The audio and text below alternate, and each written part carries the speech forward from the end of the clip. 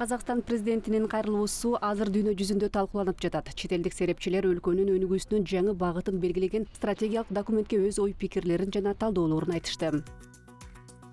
Тактап айтканда, европалык алдыңкы Modern Diplomacy басылмасы белгилүү каржы аналитиктеринин бири Люк Родхефердин Казакстандын жаңы экономикалык модели чет элдик инвесторлор үчүн ачык жана жагымдуу бизнес чөйрөсүн түзүүгө багытталганы жазылган макаласын жарыялады. Касым-Жомарт Токаев экономиканын 6-7% стабилдүү өсүшүн максат кылууда. Бул 2029 жылга чейин улуттук экономиканы 2 эсеге көбөйтүп, $450 миллиард жеткирет. Амбициялуу максат макроэкономикалык туруктуулукка бекем умтулууну көрсөтүп турат. Акыркысы чет элдик инвесторлор көңүл бурган негизги көрсөткүчтөрдүн бири дейт талдоочу.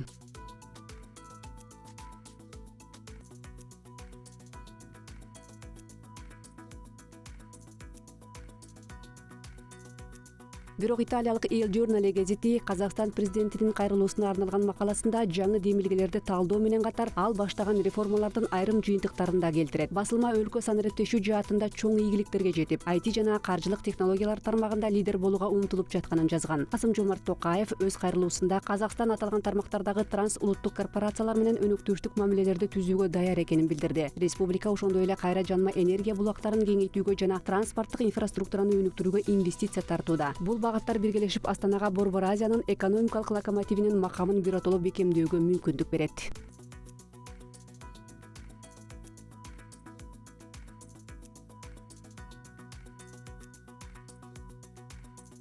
Кийинки Пакистан Today басылмасы Казакстан өзүн дүйнөлүк аренада динамикалуу оюнчу катары көрсөтүп, ошол эле учурда элинин жашоо сапатын жакшыртып жатканын белгилеген. Реформалардын ийгиликтүү ишке ашырылышы өлкөнүн бакубат жана адилеттүү келечекке умтулуусун көрсөтөт. Макаланын автору белгилегендей, мамлекет башчысынын оор унаа жасоо жана авто өндүрүштү локалдаштыруу сыяктуу тармактарды тездетип өнүктүрүү чакырыгы экономиканы системалуу түрдө ар тараптандыруу багытындагы конкреттүү кадамдардан кабар берет.